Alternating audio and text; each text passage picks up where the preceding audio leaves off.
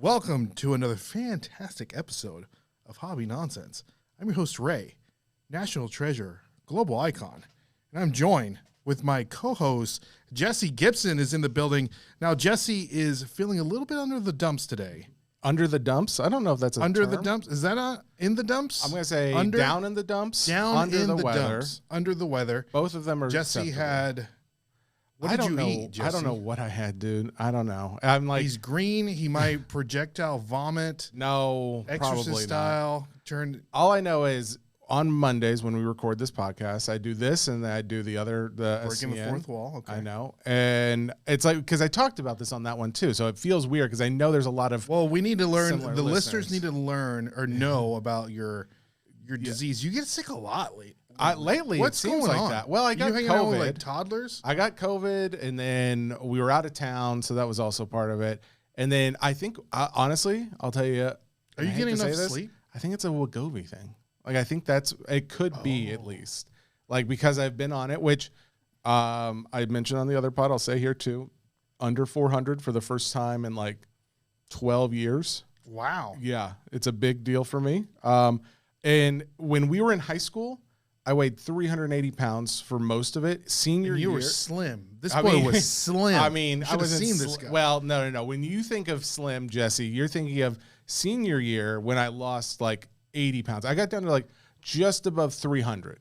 I was like 301, 302. So like almost in the twos on a good day, like 298 on a good day. I never got down to the twos. Really? Yeah, okay. I never got down This there. boy was slim. I mean, I was not slim. Slim Shady, this guy.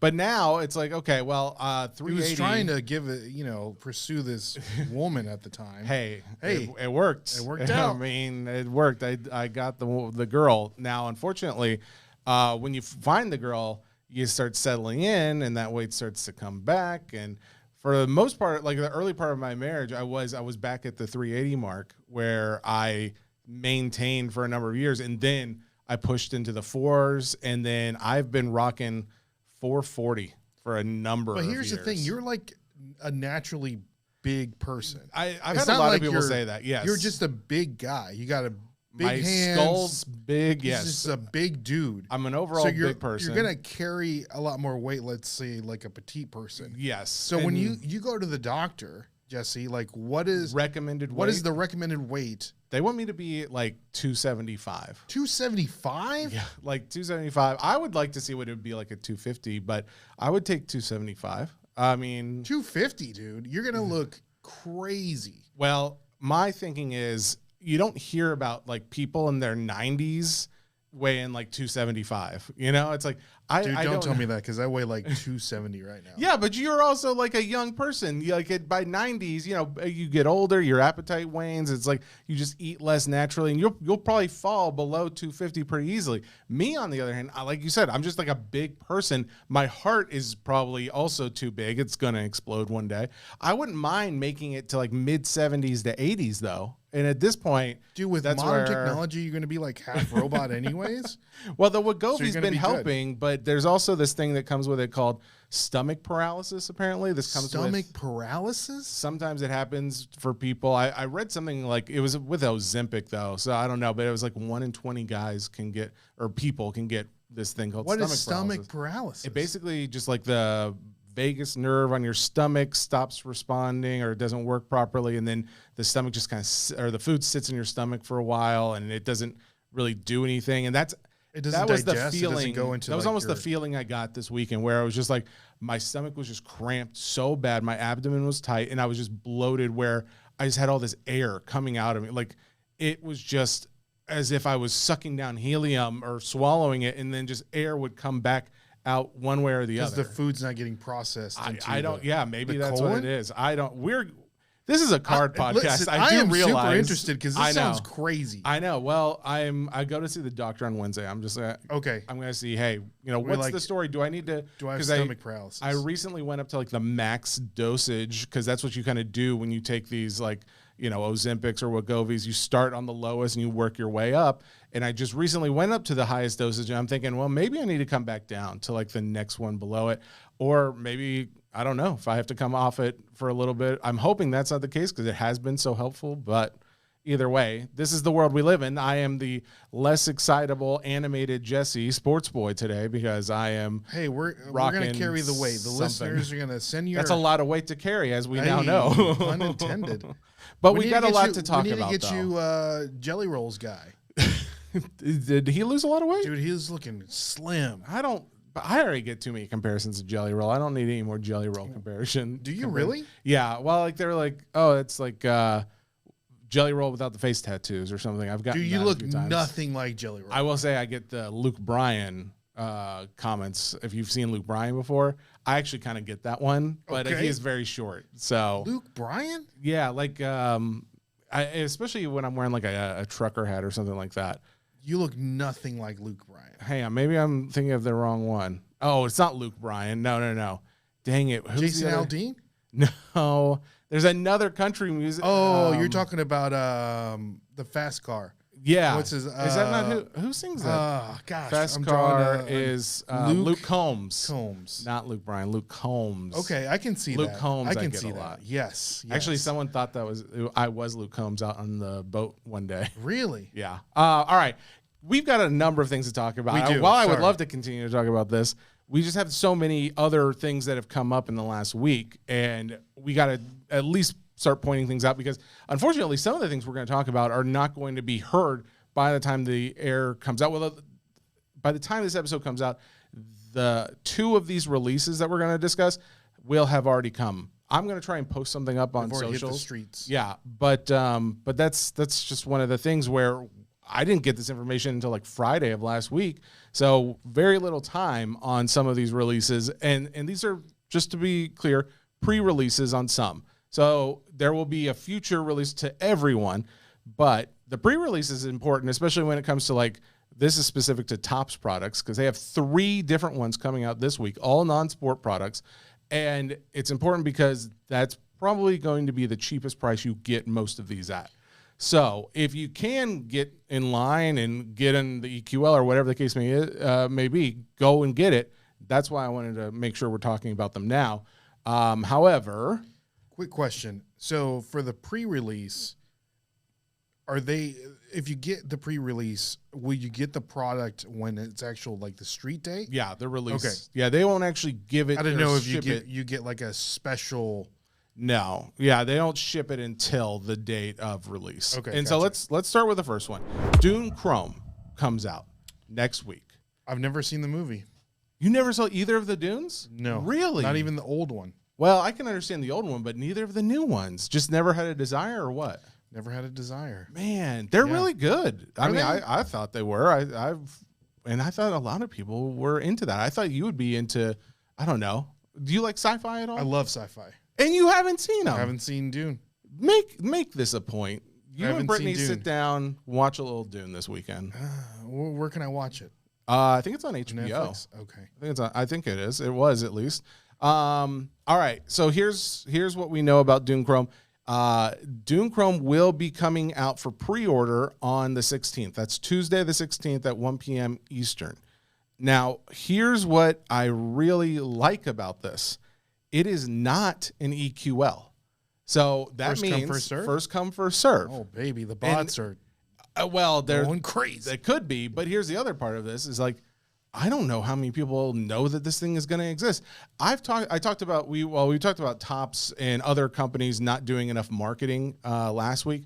Here's one thing that I did not realize because I'm not on Twitter very often.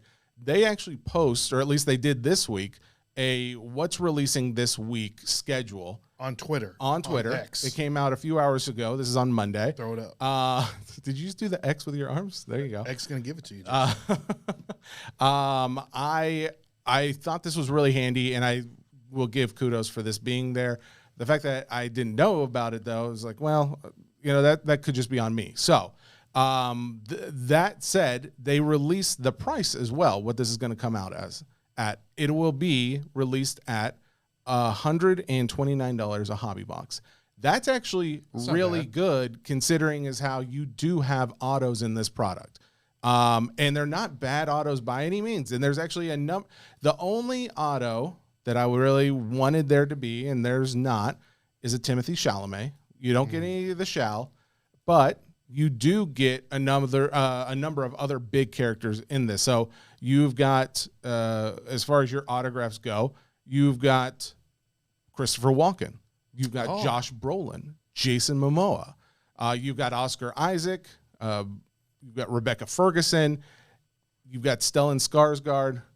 Now, what you don't have, unfortunately, are probably one of the two biggest ones, which are Timothée Chalamet and Zendaya.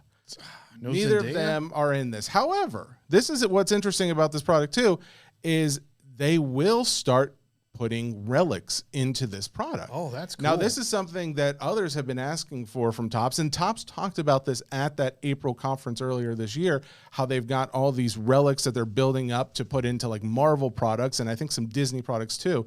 So I'm really excited to see them start to use them, because they've talked about these relics as far as like being movie used, and all the products that have come out so far have not been the movie side of these IPs. So it's been Marvel Comics, and it's been like Disney animated stuff. So now that we're talking about like real life movie series, this is going to be kind of the first product that comes out this year where we're going to start seeing those relics actually incorporated into the card, which I think is very exciting. And the fact that it's coming out at such a low price, which again, I know this is pre-sale, but if it comes out at $129 pre-sale for a hobby box, I'm hoping that means like we're looking at maybe $200, $190, $180 or so for when it comes out at the regular pricing. Because though you get a decent discount on that pre-sale, it's not like drastically different in a lot of cases. Is that normal? You get a discount on the pre-sale? Yeah. Why is that a thing? Because that's really the only time they sell it direct, and then when they sell it like the street day, they don't sell it on Topps? Not most of the time. No, most of the Really? time on the date of release, it's being sold by the Breakers and/or Dave and Adams, Steel City, Blowout, all those. Gotcha. Interesting. So again, I think this is actually a pretty good option, and I'm kind of excited about this one. What kind of relics do you think they're going to have in this product? So they call it the Still Suit relic is one of them. Still Suit. Now, a still suit is something that's used on Arrakis, and it's basically able to recycle the water that your body expels so it can be consumed again. This is getting into a little bit of nerddom, but it is kind of cool. I'm curious to see what kind of pieces of that suit go into the cards. All right. But they do have the spice relics, which are where you're going to see Ginger, Osh. There's the Baby. Sporty. Yeah, Sporty. We've got all the spice relics. But we also have the Zendaya and Timothée Chalamet relic included in there. I don't know what that means, because I don't know exactly what the spice in the movies is, like sandy looking. Like I'm hoping it's not just like some sand that they touched, I'm hoping it's something else that's incorporated into the movie somehow that I'm not thinking of. But we haven't seen pictures of these relic cards as of yet, so I can't tell you. But again, that is cool to know, like they've got relics incorporated into these specific to the actors as well. That is the first release that comes out this week. That's not the first release, because 1 hour before that release, so this again is tomorrow, Tuesday, September 16th, this time at 12 p.m. Eastern, again on the Topps website, there is another Disney product that is going to be announced, and that is Disney Wonder.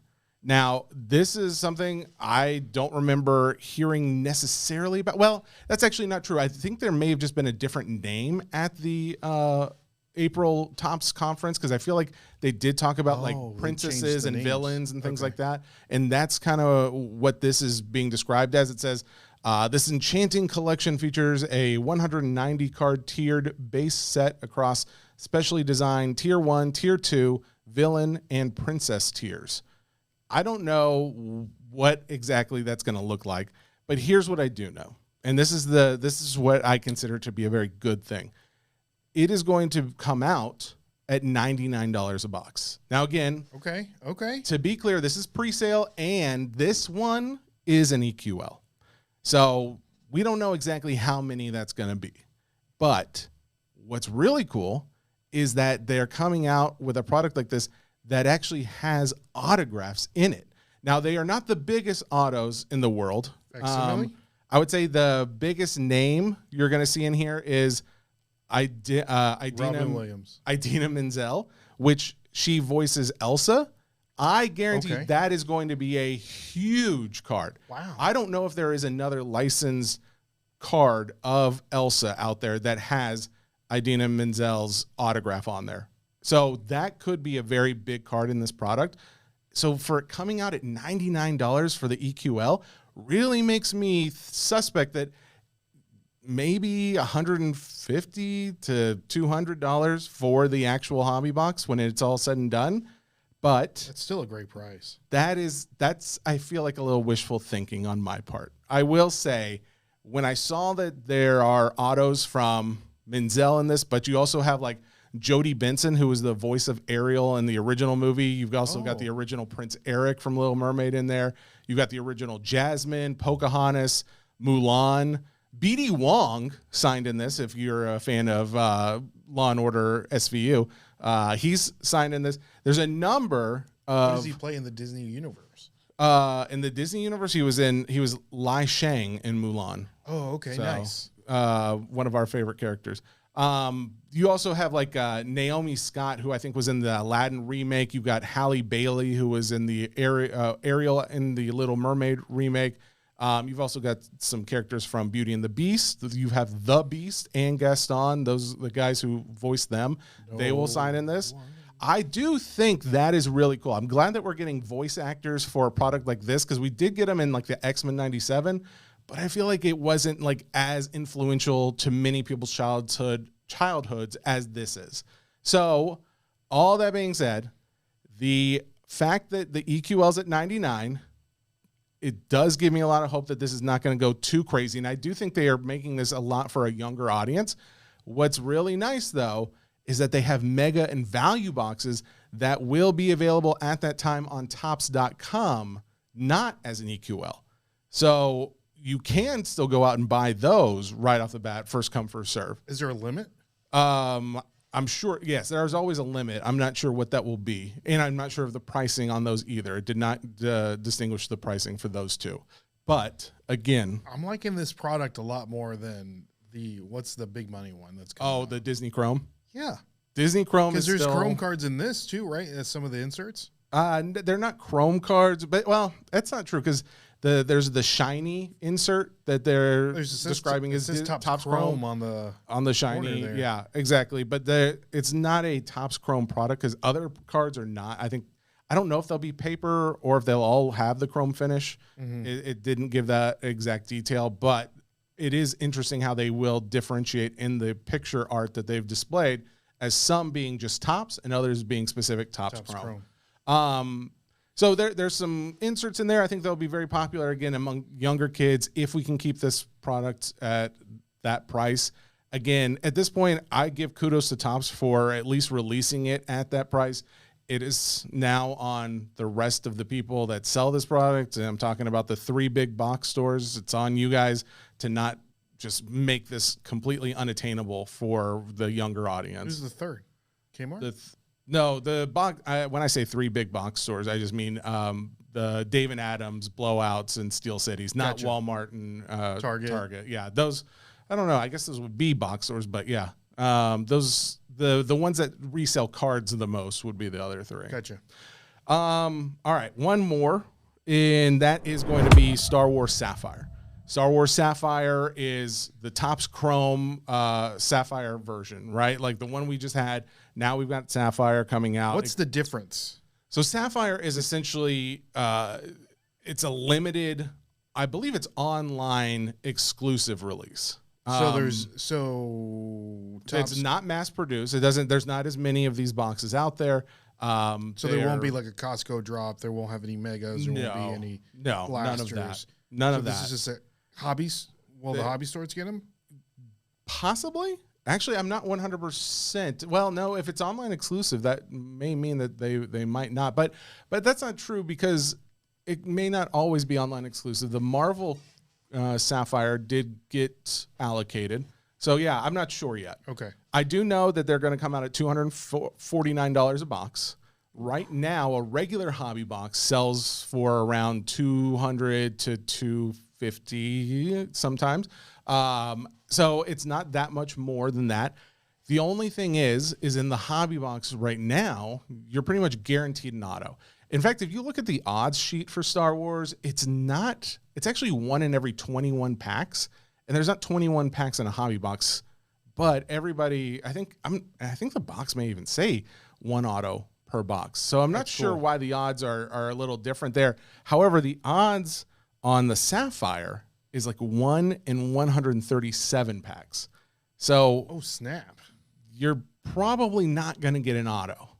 So I just want to put that out there. But there's so many. I'm looking at the checklist right now. There's a lot of so many autos. There's a lot of autos, but Billy D. Williams, according to the odds, they're just not there for the average guy to get an auto in their box. Now, that being the case, I'm curious to see where these go.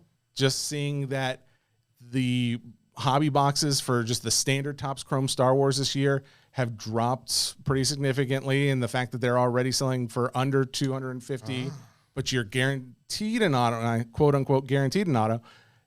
The fact that these won't be guaranteed an auto, but they're still going to sell for around $250. I just don't know. Even though most of the time, there's a perceived increase in value in Sapphire, it may not be the case this time. We'll see. Why is there a perceived increase in value between the two products? Sapphire is just more limited. So more scarce, and therefore value is. I know that I'm looking at the checklist with the autographs, and did they have the same amount of autos with the Topps Chrome product, and did they have the same names? Like I'm looking at Daisy Ridley, I'm looking at Billy D. Williams, Adam Driver. I mean, these are some fire names here. Yeah, I went through the list. Mark Hamill. And I'm pretty sure they were all listed in the Topps Chrome product. It's just that how many there are is the real question, right? Because I never pulled any of them, and I didn't see very many people pull any of them. I haven't seen a Pedro Pascal auto. I didn't see a Jude Law auto from anybody. And granted, I don't see everything that gets posted online, so maybe there was. There was a mark. What's funny is I just saw a post on some Facebook group. Unfortunately, they hadn't posted it in the non-sports cards nonsense group, which really that's where they should be posting. Come on now. But they did post it in another Star Wars card group, and it was a private in the Army. I think he was maybe he was just on leave or whatever, but he was in some commissary where they had a GameStop. There was a box of Topps Chrome down in the floor. He said it was dented. Someone kicked it into a corner as opposed to picking it up. And he said it was the last one in this GameStop. And he was like, I'll buy it. Last box in the shop. He buys it. He's eating his lunch, opens it, and he pulls a 1-of-1 Mark Hamill auto from the 75 tribute in there. And I'm just out of this world. I'm so happy for him. That's exciting. But it's crazy. That was just in I think he said it was a booster box. So it wasn't even a blaster. Yeah. So it wasn't in a hobby box either. And I'm like, man, I couldn't pull a good auto out of the 13 cases that I did to save my life. And he's over here pulling 1-of-1s out of dented corner of the room blaster boxes. I'm happy for him, and I'm sad for me. I love it. But that being the case, I'm kind of curious. I've seen some other big Star Wars breakers talk about this product, the Sapphire one coming out. I think they were, not to say disappointed, but less than super excited about it. Again, that can change with people actually seeing the product out in person. Maybe that starts to turn the tide a little bit. But at this point, my thinking is if I can get a Sapphire box or two or a case or two, I'll probably get some. But I probably won't go too heavy on Sapphire Star Wars Chrome this year. The other ones that we talked about, that Disney Wonder and the Dune Chrome, I think those are really good buys, especially given the price. So, I agree. Those are the 3 big releases that are coming out this week, pre-sale releases. Now, there's another big release that comes out this week, you said. Yeah. What is it? That is the new Pokemon base set Mega Evolutions. Hello. The new era has arrived, ladies and gentlemen. So that drops this Friday. I'm super excited. I got my. I managed to hit a pre-release over at the Pokemon Center. Did you really? So I will be getting both the Elite Trainer boxes and a booster box going straight into the PC sealed collection. Oh, really? Those are not getting opened. Those are not getting open because they're the Pokemon Center exclusive Which ones. those are bigger, usually, right? So I'll find an ETB at Walmart or something, and then I'll hopefully find a booster box somewhere. Yes. Well, you said there were 2 different ETBs? Yeah, there's 2 different ETBs. They have 2 different promos. Wait, so they did this with the white flare. They're starting to but the white flare, Black Bolt, those are considered 2 different sets. Exactly. So they do this a lot with Pokemon, so you can get both. So it's the same thing. Oh, all right, you just get the same cards, but each ETB has a different promo. Oh, okay. So the promos are different. And then I think like the card sleeves are different, and I think like the dice might be different. But the overall cards, the packs that are in there are the same. Are the same. Okay. Yeah. Now that was different than the white flare though, and the correct. The black. Yeah, those were 2 different sets. Gotcha. So if you got the cards that you were going to pull from the white flare were going to be different from the Black Bolt. So, but in this case, they're all the same, but the promos are different, and we all know that Pokemon Center exclusive promo cards are insane. Do they typically have a stamp on the picture? They do. They have a Pokemon Center stamp on the card. And so the big chases that we know of right now, do you know what those are? The big chases that we know of for Mega Evolutions are the Special Illustration Rare, Lucario and Venusaur, the one where they're like fighting in the air. Oh, okay. There are some new gold cards in it with Lucario and Gardevoir, which those and Japanese prices are going insane, and the pull rates on those, I don't know the exact number, but they say that is the hardest cards to pull right now are those new gold cards, and they look amazing. Really? Okay. They look amazing, but I am chasing, personally, the Special Illustration Rare of Venusaur, Ivysaur, and Bulbasaur, and then they all kind of go together. They look awesome. So like they're like when you say go together, if you put them side by side, it's like the same scene. Correct. So if you put them in a binder, they all kind of combine the same artwork. Can I ask you on TCG Player? Does it show anything? Does it show like the Japanese cards as well? They don't. I don't think on TCG Player they show Japanese cards. Okay, I've got that call scheduled with TCG Player tomorrow with the higher ups over there to see about maybe getting one of them on the show or something. So there was the Mega Gardevoir and the Lucario. You said those are the 2 ETBs? There shouldn't be anything right now because TCG Player does a really good job of not releasing the. Do you see something on TCG Player? Well, not the cards, but I see the packs and the booster boxes. Yes, but the individual card prices, TCG Player does not release those until the time. I do appreciate that. I do appreciate that. But the prices, it's useless because it fluctuates so much. And I don't know if you know this, Jesse, but the week before the release of any Pokemon set that is not like a special set, you can go and play in a tournament at your local game store. It's like a battle box. Oh, okay. And in the battle box, there is a pre-made deck with a promo and then four packs. They give it to you, or you have to buy it? Well, you have to play in the tournament. Oh, okay. And so what the thing is, you make a deck together, and then you play against that. You play with that deck during the tournament. Oh, that's kind of cool. I didn't realize it's all new cards. Oh, wow. So some people have already been pulling the chases from those packs. So looking at the site, though, it is funny how the Mega Lucario is slightly more expensive than the Mega Gardevoir. Lucario is like a very popular Pokemon. Yeah, which that's kind of what I assume because I know Lucario better than I know Gardevoir, but Gardevoir, I feel like all of like the plant type Pokemon are just like not as popular. Correct. Yeah. Now that being said, though, 107 versus $92, that's still less than like what Prismatic came out at, and I actually was Prismatic, man. I know, but that is actually kind of surprising. Do you mind saying what you bought your Mega Evolution? It was retail. Pokemon Center boxes at? I think the booster box always goes for I think a 109.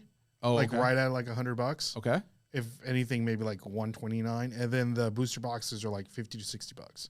Or the ETBs. the ETBs. So Just like what you would go to Target or I was looking at the ETB pricing for the Pokemon Center boxes of those. So, like I said, the Lucario is like 107 right now listed on there for pre-sale for just the regular one. Did you see what it's selling at for the Pokemon Center boxes? I can't imagine. It's like $400 for the Pokemon Center one. Yeah, of the Lucario. Yeah, Shoot. and the other one is $385. Hey, if you're watching, if you listen to this, hit me up in the DMs. I'll sell it for $300. Oh, I might buy it for $300. That's a good deal. Well, there you go. So that's coming out this week. This is again a new set. We just moved on from.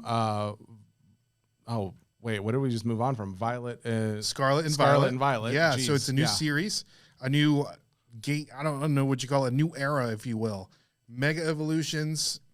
I'm here for it. This might be the best base set of Pokemon to ever exist, besides the OG base set. Thinking about buying like a case of this stuff. I don't know. I'm thinking about it. I still have my base set case of Scarlet and Violet. So yeah, it's gone up in price. It's gone up a little everything bit, has gone up, which I couldn't read the article. The one article that I just sent the one you sent me. I did pull it up. I have it. So we want to talk about it. Ray sent me over an article from the Wall Street Journal. This is like on Wall Street Journal website, and it's not like one of these like offshoots where it's like, hey, New York Times is posting this, but it's really not New York Times. It's like some other site that is also in sponsorship with New York Times. But this is on the Wall Street Journal site. Exactly. But this one, you actually have to have a subscription to be able to even read it. Which is crazy. I know. I didn't know that. Unless you find ways around paywalls. Not that I would, but I'm just saying if somebody did. Did you? Okay. But this article is called "The Hot Investment with a 3,000% Return: Pokemon Cards," which I just found interesting because I've seen a number of articles similar to this. But it is interesting how they talk to actual not financial advisors, but guys who are like account managers in the finance world, guys who have some experience with trading and things like that, and how they are diversifying their own portfolios to include Pokemon cards. Now, specifically Pokemon cards. Specifically Pokemon. In fact, as you read on in the article, they're talking about they have a real advantage over baseball cards. Interesting. Why is that? Well, it goes on to say, the fact that they are fictional characters is actually an advantage. They quoted Matt Strom as saying, Pikachu's not going to tear his ACL and miss the whole season. Charizard's not going to get a DUI driving home. And Matt Strom is a Phillies pitcher, if you weren't familiar, for all of you non-sport lovers out there. I didn't know who that was. That's okay. But that being the case, it is interesting that you've got even baseball players pointing to the fact that these characters are that popular. For the Phillies is saying that he is investing in. I mean, he's kind of. I think there's some clips and things like that of him opening packs and collecting cards. There are other people who say like, Pokemon cards are more inconsistent, or their pricing is not like as tied to what, say, a player's value is tied to, because you have performance and things like that. And the article goes on to say, like, the old heads in investing say, you never buy with feelings, you buy with facts. And so these are people who are investing with their feelings as opposed to, with actual facts of why there's value here. So, yes, I can see. Is there now fact? I mean, is this factual, or are we still investing with our feelings? I mean, buying Pokemon cards. Well, you tell me, where's the value in Pokemon, or any card, really? Like, where's the value in it beyond the feeling, the nostalgic factor, like the fact that we want it because it means something to us personally? Well, some people don't even collect it for that. Sure. For that reason. They're just collecting it because of the price. Perceived value. There's perceived value. It's an investment. You could say the same thing about the U.S. dollar. Now that we're not on the gold standard, it is not actually tied to anything. So yes, that it has value because we deem it to have value. This is a discussion that is it is a big discussion to have about cards, because it's also like, oh man, you could poke some holes in why cards have value to begin with. However, just because I could say, hey, there's nothing that says this card has any real value other than the intrinsic value it has to me because it meant something to me as a child, Yes, I could say that, but I could also point out how there's a number of art pieces that have no real value, but they mean something to somebody, or they're older, or they're scarce. You know, these things create value in their own ways, and therefore we've deemed those things to have value. Why wouldn't we use those same factors in deeming cards to have value? That's a great point. So my thinking is it the safest play? No. Even in the article, it goes on to talk about, like, if you like to have some risk in your portfolio, they like this as an option for you. As a good risky option. Yeah, that's what they said. But they think it's a good way to go. Option? But a less risky option would be something other than cards. I mean, it's not the safest play out there and this is, again, in a financial advisor's point of view. Because you used to work in the finance Exactly. world. And I know those people are thinking in the sense of, like, if someone's like 40 years old, they may want 60% stocks, 40% bonds in their portfolio, and they are not looking to get too aggressive with anything. And if they want something safer, they're not looking at cards. They're looking at bonds or T-bills or something else that's going to have some kind of guaranteed return. I am of the opinion, as an almost 40-year-old, my portfolio is very much like a 90-10 or if not 100% equity, which is very risky, and that would be more compared to a card in this situation. I think they would probably argue that many cards are more risky than most stocks out there. Now you get to things like penny stocks and things like that, then you're increasing your risk, but let's just call it an average person's portfolio. A card is going to be riskier than what they have already invested in. Gotcha. Now let me ask you this, Jesse, as a person coming from the finance world, and you can understand all this finance jargon. Sure, yeah. The sports boy, is there anything that he is invested in a card-wise, sports or non-sports? I am invested in non-cards, but are you asking if I have a specific card? Do you have any specific tangible cards that you purchase just for investment purposes? Like, do you have a first edition Charizard somewhere in there? Or see, cards, that's a thing. I got into cards not in the sense of, I'm investing in these. I thought of them as either I like them for my personal collection because I just like either the character or the athlete or whatever the case may be, or I got them because I thought they could be a flip, but I didn't view... Like a quick flip. Yeah, like a flip is not the same as like a long-term investment, right? And other than, I just bought it was actually an SGC 10 of the Taylor Swift rookie card. I already had like a couple other ones, but they were like 9 and 9.5s or something. So I got an SGC 10 of the Swift rookie card, and I thought to myself, you know what? That one I may hold just as a long-term investment. There's rumors that she's pregnant. Have you heard of it? I have not heard that rumor. Really? Yeah. You think that's why Travis Kelce dropped that catch?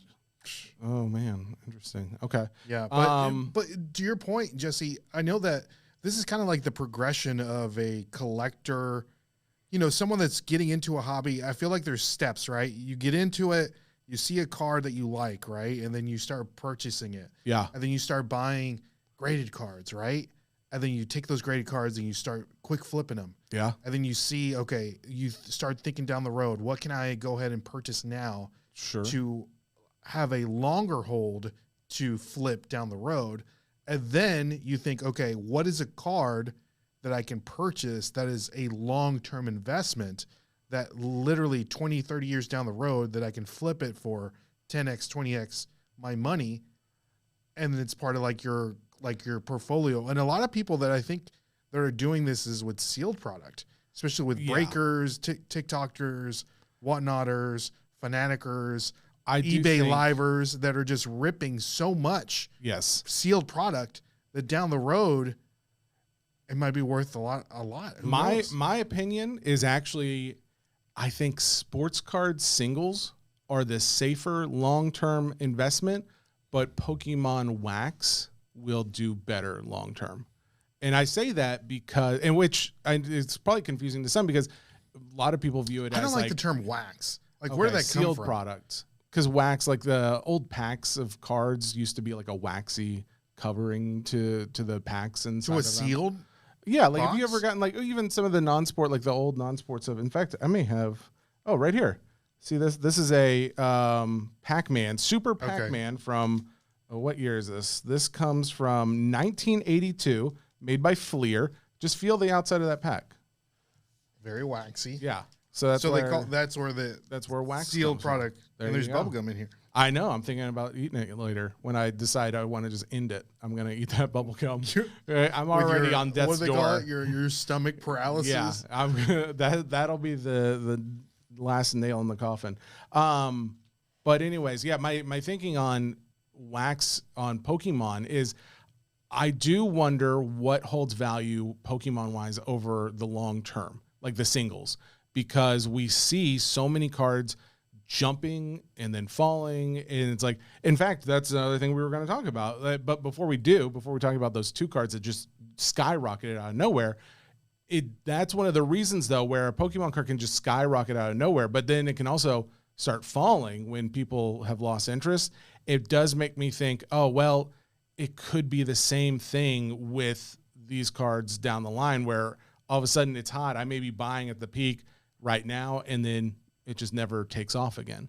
Whereas the wax, I think there's going to be more people who are like, oh, there's at least something in that wax that I really wanted, and that will hold value better long term. Because you're not making it anymore. Yeah. Now, the fact that there are singles out there on the sports side of things that would go hold value longer, I guess it's kind of hard to argue like that the Pokemon wax would be worth more than those singles, but it's also just it's a different market. Like Pokemon wax, sometimes you see packs, like these heavy packs sell for hundreds of dollars, and the odds of actually hitting anything big or worth it are so slim. And even if you do, it has to like PSA 10 to even get the return. Not worth it. So it's like, but people still buy it. And so that's where I think that you opened up like a fossil pack. Or exactly. Like that. But that's where I think like the safer investment might come in the sports card single versus the Pokemon single. But I do still think the Pokemon wax will probably hold its value long term and go up. I think there's a caveat to that also because of the sports cards, because of the serializing of those cards. Sure. Yeah. So the single might be worth more because it's one of 25. Yeah, that's true. Yeah, there could be the fact that there's that factor plays in. I wouldn't be shocked though if Pokemon adopts that they will never strategy do that. At some point. I will. You don't go think to so? my grave. They've done a number of things though. They've started doing like parallels. They weren't doing that before, and now they're doing that where they've always done parallels. They've always done the parallels I'm thinking of are like how they've done say like a Master Ball or a Pokeball on the exact same card. But now you've got it just with these parallel versions. Well, they have like reverse hollows. Those are considered like a parallel. Okay. Well, if you want to, I would consider that maybe more like a refractor in the sports world, but that's fine. If you want to, refractor is a parallel. Yes. Okay. Yeah. But in the larger sense, they've really only had that as the only other card that had the same artwork. But now they've started adding in additional cards that have the same artwork, but just a different variation. Yeah. So that's why I think Pokemon could add some additional sports card features. What you would consider like inserts. Yeah. Like there's some cards out there that have like a shiny Pokemon. Sure. Like in some, for instance, like in Hidden Fates, they had something called like a hidden vault. Okay. Or a shiny vault, excuse me. And there were shiny Pokemon in there and just like a regular hollow pattern or just like a regular in that same little window, which would be the shiny version of that Pokemon. And those are almost considered like inserts. Is it really? But so you're proving my point. They've already taken other things from there. Why not continue that trend? Especially because, like, even we talked about this before the show. The shirt that Ray is wearing right now, it's a very cool shirt, by the way. Shout out to Shirt Farm. Shirt Farm, there you go. Shirt Farm, not a sponsor yet. I mean, if you want to start providing the Hobby Nonsense wardrobe, I think we'd be interested. But that shirt is serialized. Like the fact that they do such limited drops, I think that is a trend that we continue to see in the collectible space. And what's not more collectible than Pokemon? So I'm not saying they will. I don't like it. I'm not saying they will, and I'm not saying people are going to like it. Could you imagine the madness that will ensue Well, here's my thinking on one reason why they wouldn't, just to help your point out, is when we look at the Umbreon and Pikachu Van Gogh, which we're about to talk about. In fact, that's a good segue to talk about them. They have increased in price already. Insane. They're already high, but just in the last week or so, they have skyrocketed out of nowhere. And there are literal thousands and thousands of these cards. If you were to start serializing them, it makes me wonder, like, oh, does that mean the ones that would be not serialized wouldn't have as much value, whereas right now they do? Or does that just mean that the ones that are serialized would be worth that much more? I couldn't say for sure, but it is one reason why maybe some at Pokemon would consider not doing it. Mm-hmm. So, but that being said, what are we talking about? So, Van Gogh and the Moonbreon. Gray felt hat Pikachu. Thank you. Yes. The promo that has, I can't remember if you can pull up the pop report while I'm talking. Let me see here. And I can't remember what the pop report is, and people, it's insane. But it has now had multiple $2,000 sales on eBay for a PSA 10. And this was a free card that you could have got. And what is the pop report? Do you have a guess? We looked it up once. Yeah. I feel like it's 74,000. I think that's what it might have been, just like in general, like on all of them graded. But PSA 10s alone, 42,000 of them. 42,000. 42,000. That makes this card, the market cap, which market cap is something how they use in investments, which just means the value of the card times how many there are in population. It comes out to $71 million. I don't know. That's insane. I'm going to look right now on Card Ladder. I don't know if there's a card that has a market cap of $71 million. There probably is of a player, like a sports player, but I'm just going to check. I don't think so. Because there's so many of them. $71 million at that current value. But again, this is something that has happened out of nowhere, because as of September 7th, a PSA 10 of the Pikachu felt hat was selling for $1,200. And August 31st, it was selling at $1,200. And August 18th, it was selling for $1,100 and some change. But then, as of, is that September 11th? September 11th. So as of like September 11th, it goes up to $1,600. And then as of the 14th, it went up to $1,845. And now you're seeing sales in September 2,000. September 14th, there were multiple sales of $2,000, all in bids, which I guess you can dive into a little, take a deep dive, make sure there's no shill bidding there. I'd be curious, because those are sales on eBay, right? Correct. Yeah, I'd be curious. I wonder if anybody's done the research yet, because, and what's really interesting too is it wasn't just that card, right? Correct. Like, almost also, at the same time, the Moonbreon. And I have some speculations on this. I don't know if it's a market buyout in this point, but it would be insane to do a market buyout at this price of a card. Now, when you're saying market buyout, you are just actually meaning that it is someone is essentially shill bid. They're bidding it up, or like a group of people that get together and they're like, let's increase the value of this card, and they all get together to buy the card, and steadily keeps increasing the value of the card. Okay. Because if it says if you buy something that's $5 and it sells super quickly, of course next time you list it, it's going to be like $8, and then so on and so forth until it goes like crazy. So there is a PSA 10 sold comps for over $4,000 for a PSA 10. That card, as of September 10th, last Wednesday, sold for $3,055. And there's 18,000 of these as well. That's scary to me. As someone who owns the card, I would. Do you have it in 10? No. I'm just saying, if for those who own the card. Okay. I do have a SGC 10 of the Pikachu, which I'm thinking about bringing that puppy out. We'll see. You need to get rid of it. SGC, it's not as liquid as PSA, but sure. But people will still buy it because of the card. Yeah. But my thinking being, though, is move it now. Like, you think so?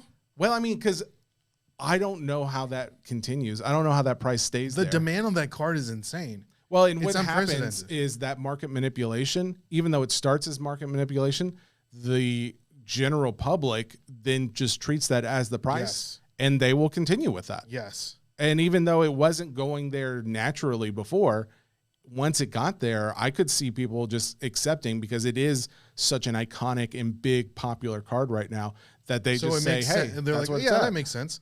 And then just to add to the point of the Moonbryon, just a raw copy is hitting over $2,000. And we were talking about this a little earlier before we got on. I remember selling this card in a PSA 10 for around $2,100. And that's what the raw copy is. And I said to myself, it will never hit anywhere close to that again. I thought I was selling it at the top of the market at the time. I felt good selling this card at that price, knowing what I wanted to. At the time, I was looking to complete my Gold Star collection, which I have all the Gold Stars. Okay. If you guys want to see a video of that, let me know. We can show it for sure. But at the time, I'm like, and I don't really like this card. The Umbreon V alternate art out of Evolving Skies, I think is a lot better looking card than this one. Okay. But to each his own. But again, I never thought that it was going to hit anywhere close to what it is now, is a $4,000 in a PSA 10. It's crazy. Well, so to put this in perspective, at that market cap that we just talked about, so the Pikachu, we said the market cap was 71 million. This Umbreon at these current prices is at 58 million. Wow. There are only, let me see, let me count real quick. There are only 1, 2, 3, 4, 5 players. Oh, actually, hang on. Let me remove. It's on basketball. There's 5 basketball players that have and that's not a card. That's all of the cards included on Card Ladder have a market cap that's over that of all of their cards put together. Of all of their cards put together. Yes. So like all the Michael Jordan cards put together. Michael Jordan has the highest market cap Michael Jordan has the highest market cap of any basketball player out there. And I'm going to clarify this for the YouTubes because or the clip that Shane will inevitably put out. Michael Jordan has the highest market cap of any basketball player out there at 1.2 billion. Not just any basketball player. He has the highest market cap of any athlete out there of all, when you put all of his card values together. Oh, gotcha. So 1.25 billion. But when you actually break down those cards, it's basically all made out of his rookies. So the Flair rookie. The Flair rookie. What's the other one that people are trying to buy? The Star. Which that kind of fell off. But you look at his PSA 10, his PSA 8, his PSA 9, which is interesting that the PSA 8 has a higher market cap just because there's more of them as an 8 times its current value. But those 3 cards are the only 3 for Jordan that would be higher in market cap than both the Pikachu and Umbreon. Because after that, 3? Yeah, because after that you go to a PSA 7 and it's a 33 million market cap. The PSA 9 Jordan rookie has a market cap of 77 million. So the 77 million, then it goes up to 86 for the PSA 8, and then for the PSA 10, it's 140 million. Those 3 Jordans have higher investable amounts than these 2 cards, but it's only those 3. That's crazy to me. It's insane. And we stumbled on something that is insane. What's insane too is, let's see, like, what did we say the Pikachu was last week? We said it was like 1218. So 1218 times, let's just do some quick math. 42,714 is how many PSA 10s are out there, and we're gonna do times $1,218. So while its market cap right now is 71 million, last week it was 52 million. So again, this is not to say that would only these market caps only mean if everybody sold the card right now at that amount. That's where that money, that 52 million, would be. Again, that's not going to be the case. People are going to sell higher or lower than that amount. Yeah. But it still rocks my brain. It's insane to think like, oh, people, there's that much. But that also points to a lot of things too, that, oh, people would see that and be like, yep, that's normal. That makes sense. Even if it did get, shill bid or market manipulated up to that amount, I think there's still going to be many people out there who are like, yeah, That's just what the value is It's like now. the perceived value. And we accept that. Wow. So yeah, That's it's a. Did you see what the Black Label Makachu, the McDonald's Pikachu sold for recently? No. First ever Beckett Black Label. $20,000. Shut up. And you know there's like millions of those I cards. still have my card, the pack you gave me. I haven't even opened it. I still have it right here. Let's just see what it looks like, because there's guaranteed to be one. There's one. I'm not gonna lie. It's a little off-center. It looks fantastic. Looks crispy. It looks very crispy. I'm gonna put that. What's the off-center looking like? I don't see much. Oh, on the back off-center. What is it? It's 60. It's not 60/40 anymore. What is it? 55/45 for PSA 10. It's looking pretty good. The back could be a little slightly off. Well, it's different in the back, right? Yeah, I don't think they grade it, or it's not judged as highly. So it looks pretty good. Black Label, maybe not, but PSA 10 contender, Makachu, as they're calling it now. Now it's got a nickname. Here's a quick tip: any Pokemon card that has a nickname, you buy that card. You buy that card. Interesting. You could be right. That's a good take. I like that. I am gonna say if the Black Label did 20,000. I'm going to say this does. Here's the thing. I have a number. I have a guess, but I have a guess that doesn't seem realistic. I'm going to say the Black Label 10X, which would mean this is $2,000, and that doesn't make sense in any world. So my real guess would be like $1,200. Nowhere close. It is a reasonable $275. Okay, so what the heck? That actually does make much more sense to me, because I was like, I think I would have heard of this was in the thousands, but how is a Black Label $20,000? I guess the fact that there's only one. A tariff. Oh, you're getting a tariff notice on my eBay account if I buy from Japan. Well, there you go. Just be careful out there. This sold for $332, so there's $275 to $332. I love this card. I mean, it's a cool card.